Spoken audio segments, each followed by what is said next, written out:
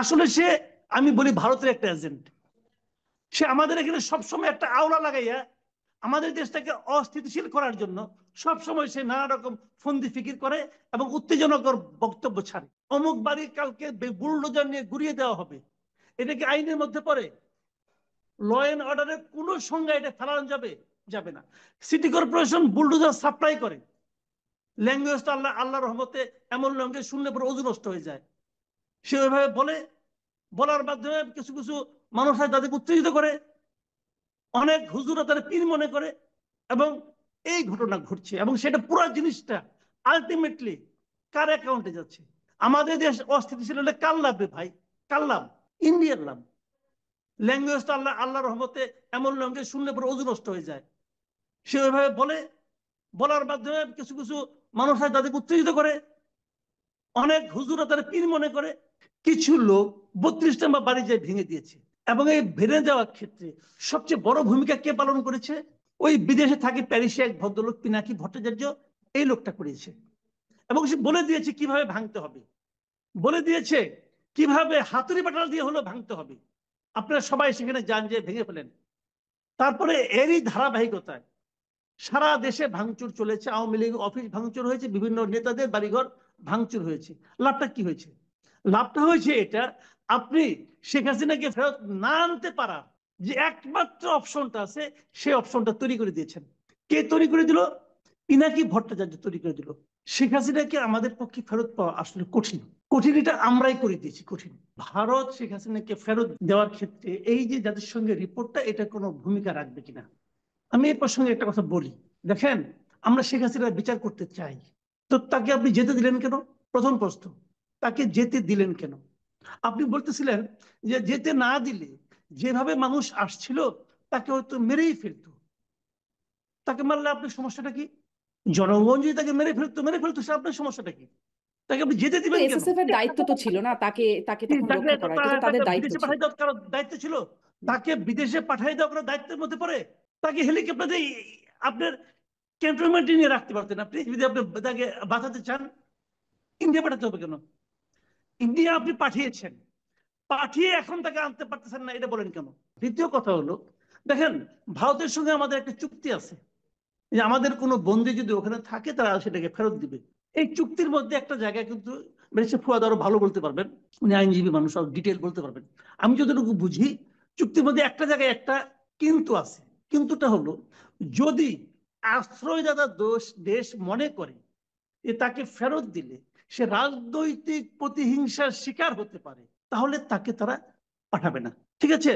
তাহলে ভারত যত কিছুই বলেন, শেখ হাসিনাকে আশ্রয় দেওয়ার কারণে আন্তর্জাতিক অঙ্গনে খুব একটা ভালো জায়গায় আছে তা কিন্তু না। আন্তর্জাতিক বিভিন্ন প্রশ্নের তারা কিন্তু কোনো সদুত্তর দিতে এখন পর্যন্ত পারে নাই। তারা কেন শেখ হাসিনাকে রাখছে তাদের এখানে, এখন পর্যন্ত তাদের মুখে কোনো সদুত্তর আমি পাই নাই। যে উক্তিটা শুনে সবাই খুব খুশি হয়ে বাহ বাহ বলছে, এমন কিন্তু আমি পাই নাই। এই প্রশ্নটা আগামী দিনগুলোতে আরো জোরালো হতো। আমরা বলতে পারতাম যে ওনার বিরুদ্ধে আদালতে রায় আছে, উনি আসছেন না কেন, আসতে হবে, দিতে হবে, বলতে পারতাম। সেই জায়গায় দেখেন, একটা ঘটনা আমাদের এখানে ঘটিয়েছে। কে ঘটিয়েছে? কিছু লোক 32 নম্বর বাড়ি যায় ভেঙে দিয়েছে, এবং এই ভেঙে দেওয়ার ক্ষেত্রে সবচেয়ে বড় ভূমিকা কে পালন করেছে? ওই বিদেশে থাকে প্যারিসে এক ভদ্রলোক পিনাকি ভট্টাচার্য, এই লোকটা করেছে। এবং সে বলে দিয়েছে কিভাবে ভাঙতে হবে, বলে দিয়েছে কিভাবে হাতুড়ি বাটাল দিয়ে হলো ভাঙতে হবে। আপনারা সবাই সেখানে যান, যে ভেঙে ফেলেন। তারপরে এরই ধারাবাহিকতায় সারা দেশে ভাঙচুর চলেছে। আওয়ামী লীগ অফিস ভাঙচুর হয়েছে, বিভিন্ন নেতাদের বাড়িঘর ভাঙচুর হয়েছে। লাভটা কি হয়েছে? লাভটা হয়েছে এটা, আপনি শেখ হাসিনাকে ফেরত না আনতে পারা যে একমাত্র অপশনটা আছে, সেই অপশনটা তৈরি করে দিয়েছেন। কে তৈরি করে দিল? পিনাকি ভট্টাচার্য তৈরি করে দিল। এবং এটা তৈরি করে দিয়ে পিনাকি ভট্টাচার্য কার সুবিধা করলো? ভারতের সুবিধা করলো।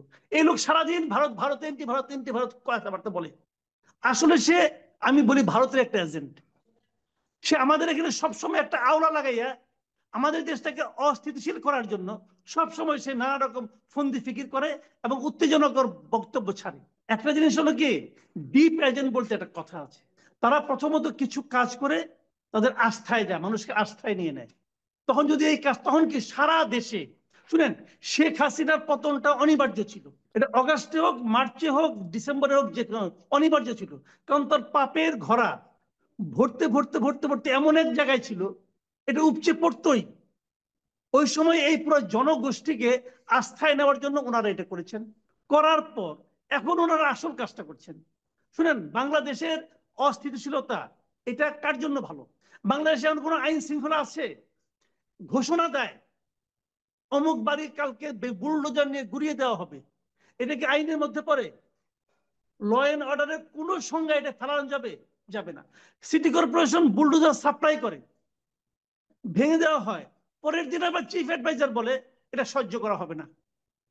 বলে না এটা চিফ অ্যাডভাইজার সহ্য করা হবে না। তো সহ্য করা হবে, সহ্য করলেন কেন আপনি? আপনি তো সহ্য করলেন, আপনি রেসপন্স আগের দিন দিলেন না কেন? যখন তারা ঘোষণা দিল, ওই মুহূর্তে যে ঘোষণা দিল তাকে আপনি ধরলেন না কেন? ওই মুহূর্তে ঘোষণা তো পিনাকি ভট্টাচার্য দিছে। পিনাকি ভট্টাচার্যের সঙ্গে এই সরকারের গুরুত্বপূর্ণ ব্যক্তিদের টেলিফোন আলাপ হয় না? পিনাকি যেভাবে চলে দেশ, আমি তো মাঝে মাঝে সন্দেহ করি দেশ কে চালাচ্ছে। ওই বিদেশে অবস্থান তো ওই লোক চালাচ্ছে না, আমাদের গভর্নমেন্ট একটা আছে। আমি এই সন্দেহ করি সে যেভাবে যেভাবে চাচ্ছে এই সবকে সেভাবে সেভাবে তাকে সুযোগ করে দিচ্ছে। যখন সে বললো পিরিয়ড আর দরকার নেই, থামো এখন, তখন সরকার উগ্র হয়ে গেল, শক্ত হয়ে গেল, না আর করা যাবে না। আগে তো বললো না, আগে বললো না কেন?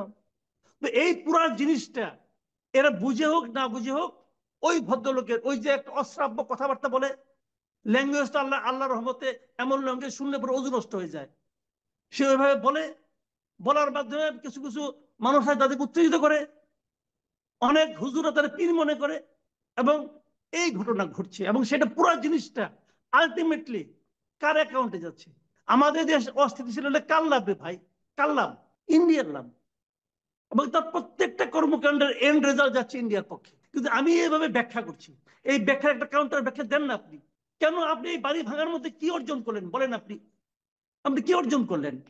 মাঝখান থেকে এই জিনিসটা অর্জন করলেন, এখন ওরা বলবে যে এই মহিলাকে ফেরত দিলে সে রাজনৈতিক প্রতিহিংসার শিকার হবে, সে দেশে নাই, তারপরে তার বাড়ি ভেঙে ফেলা হয়, কত বড় পলিটিক্যাল সে ভিকটিম হয়ে গেছে এখানে, এটা বলবে এখন ইন্ডিয়া। দেখেন তো লাভটা আমার কি হলো? আমার তো দরকার শেখ হাসিনাকে। আমার আপনি বাড়ি ভাঙবেন, সরকার যে কোনো সময় ভাঙতে পারতো। এই বাড়ি থেকে আগামীকালকে এসে নিয়ে কেউ উঠতে পারতো? সরকার যে কোনো সময় ভাঙতে পারতো। তো এখন কেন, যখন তাকে নিয়ে আসার আমার প্রয়োজন তখন কেন? এবং এই ভেঙে দেওয়ার ক্ষেত্রে সবচেয়ে বড় ভূমিকা কে পালন করেছে? ওই বিদেশে থাকে প্যারিসে এক ভদ্রলোক পিনাকি ভট্টাচার্য, এই লোকটা করেছে। এবং সে বলে দিয়েছে কিভাবে ভাঙতে হবে, বলে দিয়েছে কিভাবে হাতুড়ি বাটাল দিয়ে হলো ভাঙতে হবে। আপনারা সবাই সেখানে যান, যে ভেঙে ফেলেন। তারপরে এরই ধারাবাহিকতায় সারা দেশে ভাঙচুর চলেছে, আওয়ামী লীগ অফিস ভাঙচুর হয়েছে, বিভিন্ন নেতাদের বাড়িঘর ভাঙচুর হয়েছে। লাভটা কি হয়েছে? লাভটা হয়েছে এটা, আপনি শেখ হাসিনাকে ফেরত না আনতে পারার যে একমাত্র অপশনটা আছে, সেই অপশনটা তৈরি করে দিয়েছেন। কে তৈরি করে দিল? পিনাকি ভট্টাচার্য তৈরি করে দিল।